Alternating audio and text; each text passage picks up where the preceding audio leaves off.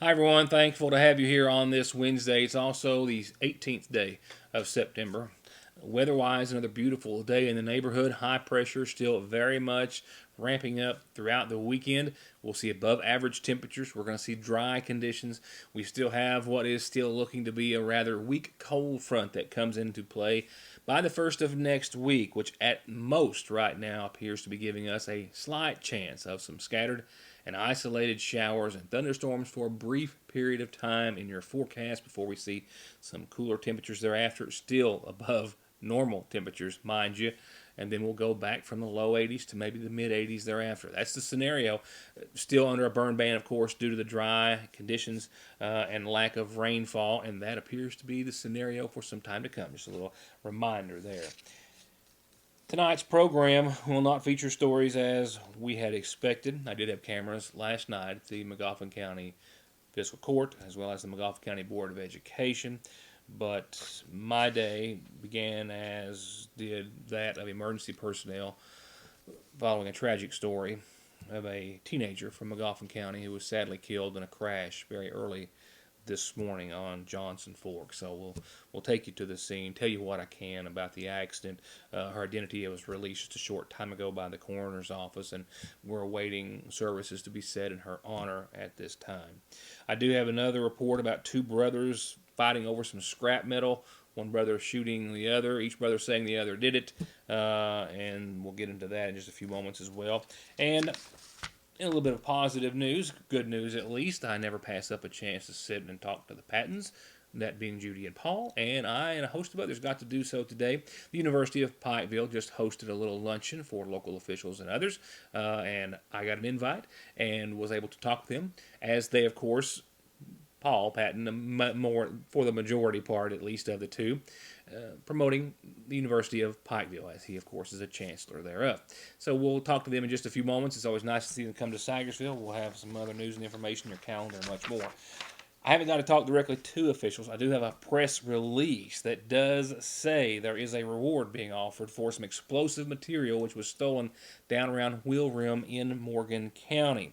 And the Division of Alcohol, Tobacco, and Firearms, of course, has opened an investigation into who may have stolen those explosives. What we know at this hour is that one individual or more broke into a storage unit that sat on a construction site. Now this is Wheel Rim in that area. So far, the amount of explosives has not been identified, but agents at this time are already issuing a $5,000 reward. They believe someone out there knows something, and they would like to hear from you. So any information that may lead to the recovery of the explosives or the arrest of those individuals responsible could net you $5,000. Again, so far, no details on the amount of explosives, the type or quantity, but those believed to have been used in the construction field, if you will, stolen from a site in the Wheel Rim area. And that is what we know. That was sometime, we know as well, over the course of the weekend, sometime between Friday and Monday morning. They've been investigating since Monday and just now have made that information public. 1-888-ATF TIPS, TIPS, is their hotline.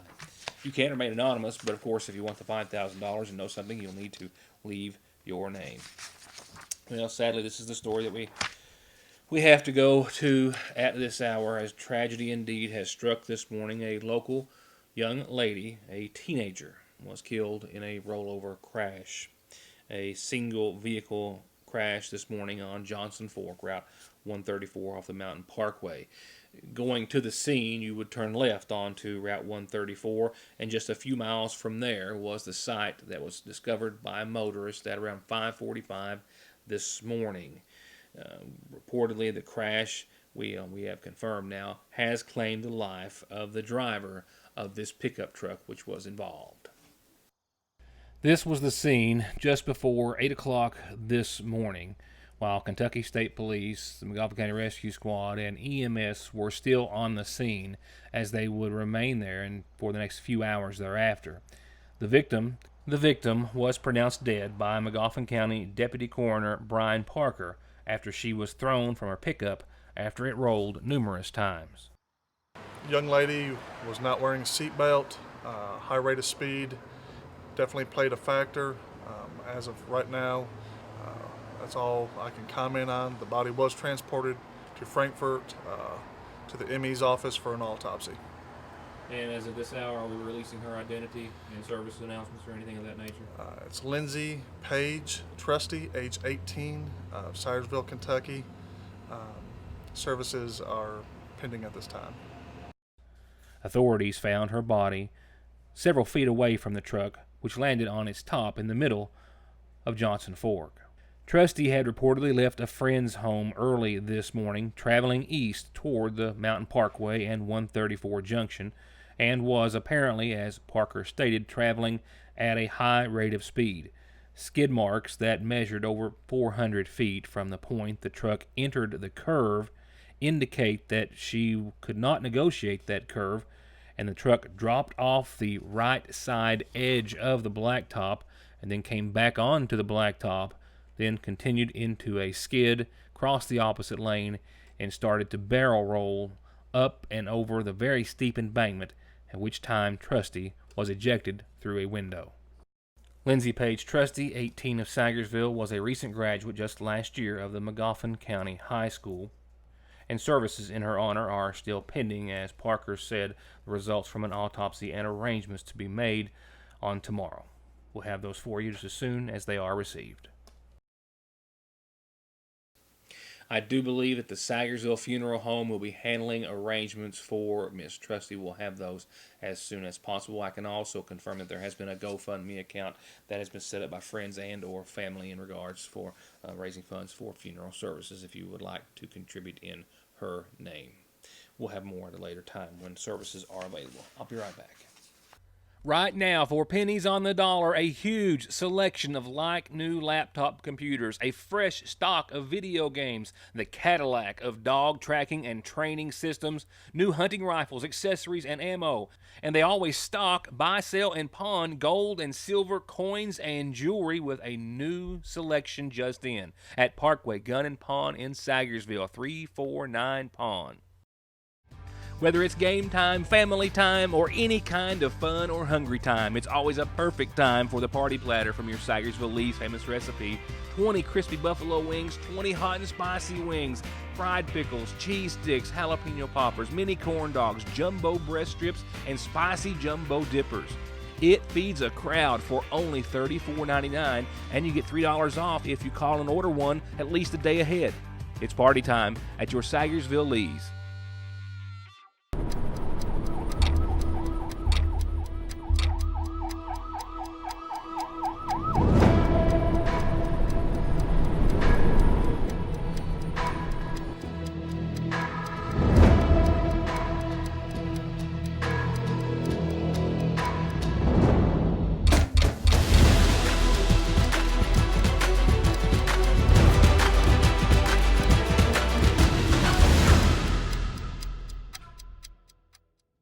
At Sagersville National Bank, they know your house is much more than your home. It's an investment, and for many of us, the biggest we'll ever make.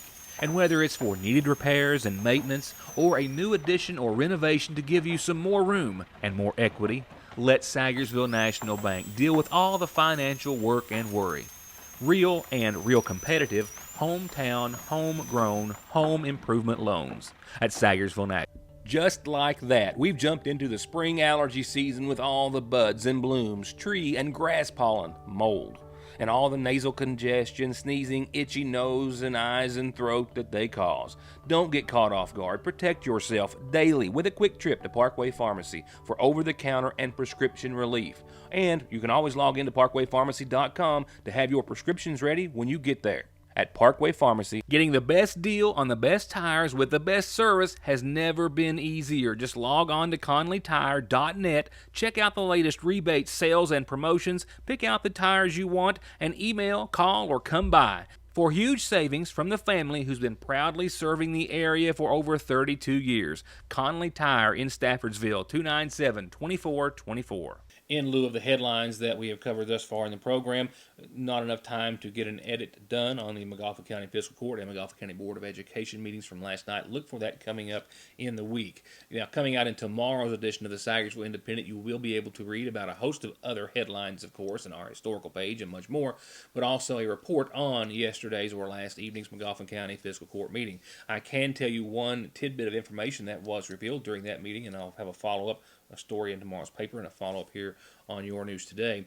But McGoffin County Judge Executive Matt Wireman informed the court and the audience that just before sitting down and bringing the meeting to order, he had received an email from the Kentucky State Auditor's Office, actually a bill for the audits which were just released for the McGoffin County Sheriff's Department. And we're still going through that sheriff audit information with more reports to follow here on the news and in the paper. But going back to the original thought, the county is responsible for picking up the bill, if you will, for all audits done on the Sheriff's Department per Kentucky statute. It's my understanding that a standard or normal audit for a county or a school system can range anywhere from $7 to $10 to $12 or $15,000, depending on the length of which is done.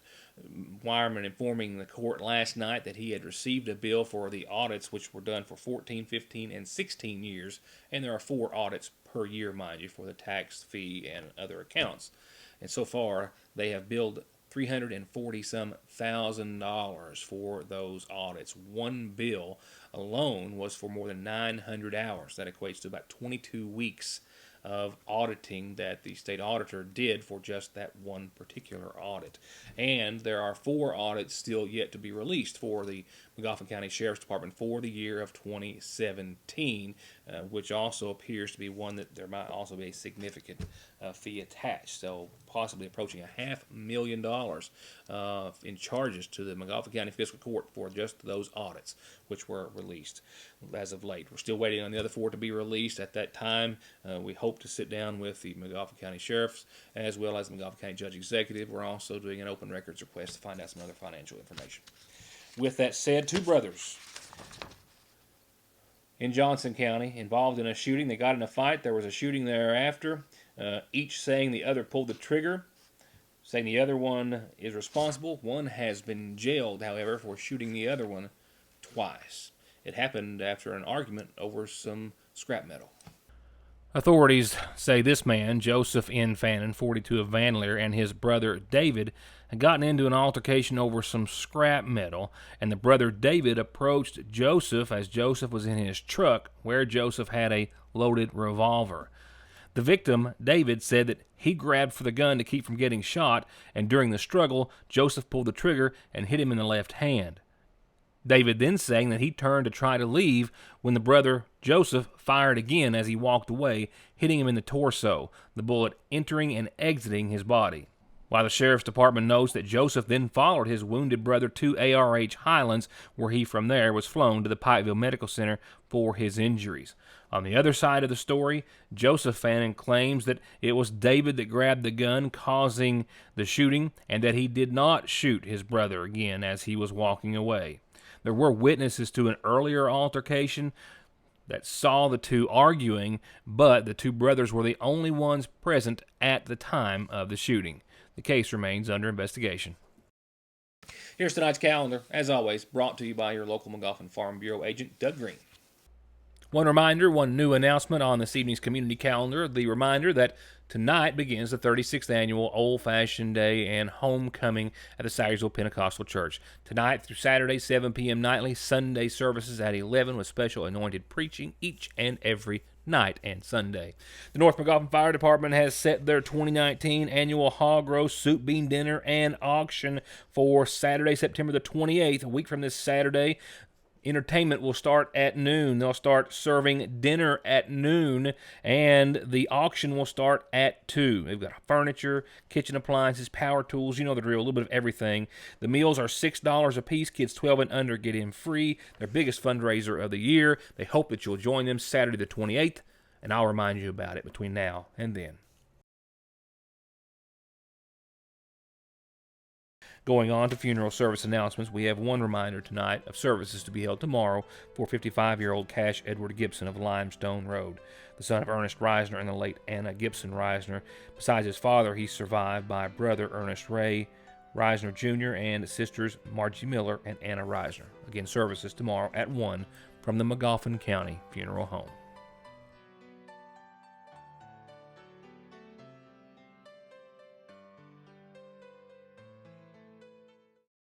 Foot and ankle problems can come from chronic medical conditions like arthritis or diabetes, or everyday conditions as simple as overuse or bad-fitting shoes.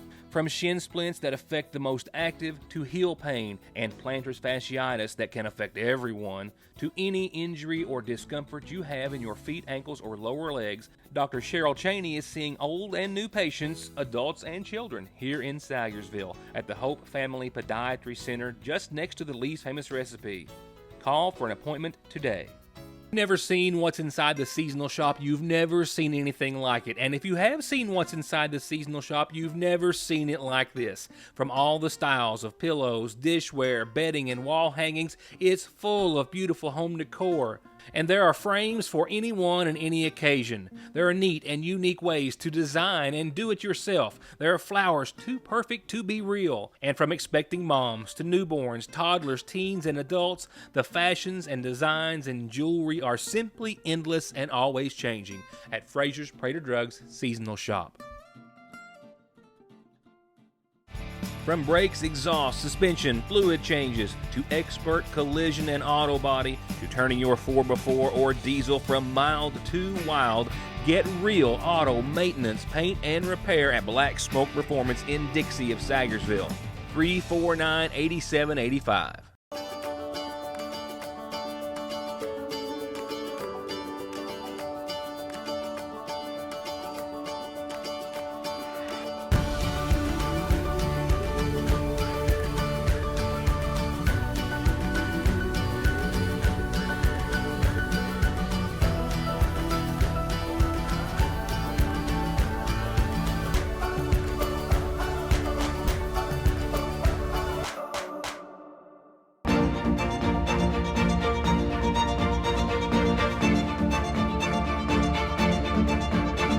I'm Dr. Jason Zimmerman at Highlands ARH, the healthcare system of Appalachia.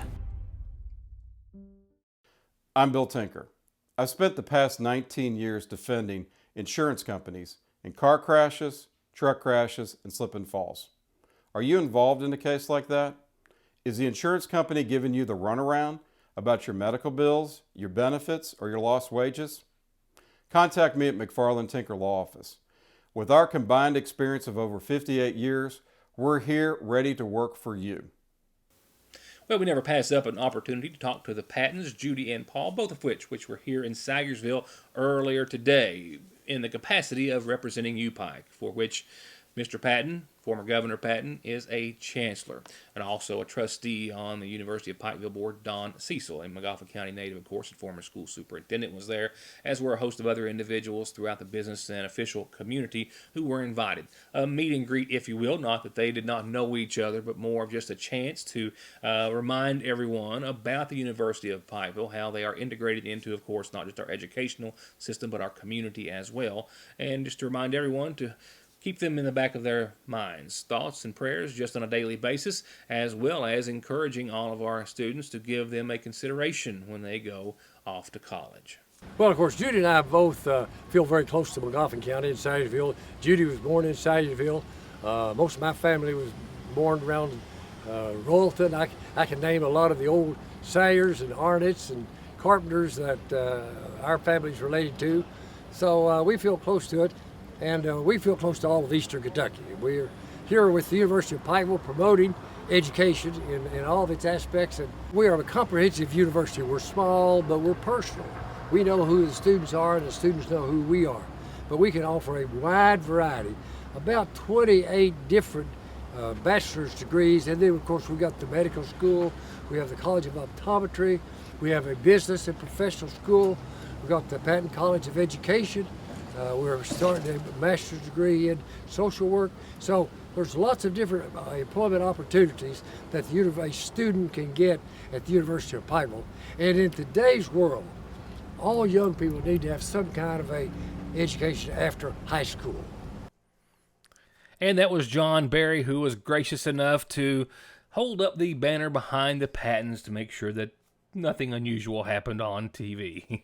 We should thank John for that. With that said, it's time to talk about your weather forecast, where a weak cold front gives us right now only the slightest chances of some isolated or scattered showers at the first of next week. While it's dry, and it's dangerously dry and above average, it's still a beautiful forecast. And not only are those shower chances isolated and scattered, they're pretty minimal as well. So expect the burn ban to stay in effect, not just in McGoffin, but a host of other counties for the foreseeable future, and you can expect to see above average temperatures for the same time frame as well. Beginning with a low of 61 tonight, continue mostly clear skies. Man, it is nice. Northeasterly winds 5 miles per hour or so, becoming calm over the next few hours of catching the early show. Tomorrow we'll see, below the mid 80s, if you will. 84 degrees, just below. 57 for tomorrow night's low. Mostly sunny, mostly clear, definitely nice. Temperatures will start to increase. High pressure will build up. We'll see 86 mostly sunny and mostly clear degrees on your Friday. Mid-50s again for nighttime lows. Saturday, high pressure still large and in charge. 88 with a little morning fog, mind you, but sunny and mostly clear for the first half of your weekend.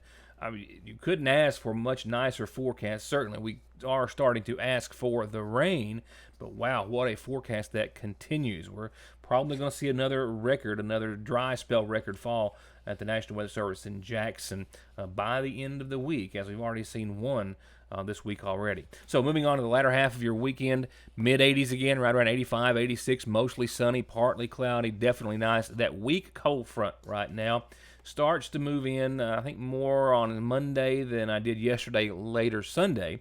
So we'll see partly sunny skies, lower 80s to the tune of 3 or 4 degrees lower maybe. Monday, 83, partly sunny. Right now, we've got a 30% chance of showers pretty much afternoon on Monday through the rest of your Monday, and that's it. The rest of your forecast doesn't mention any more shower chances. A little bit milder, though. Tuesday, 82, mostly sunny. Wednesday, 83, still mostly sunny. And that little shot Monday is the only one we've got for some rain. Again, coming up hopefully as soon as tomorrow, McGoffin County Fiscal Court, School Board, and other coverage. I cannot tell you, as it's still in the works in the other part of the studio here, everything is coming out in the Sayersville Independent. I never can tell you everything because there's just too much for that. Our historical page is going to be a good one this week, as it always is. There will be some more details on today's fatal wreck that sadly claimed the life of that young lady. Also, a heroin arrest that's going to be followed up on the school threat that happened recently, and we've got some honoring of some first responders on 9/11. Matt Bevin in town, our Kentucky governor, of course.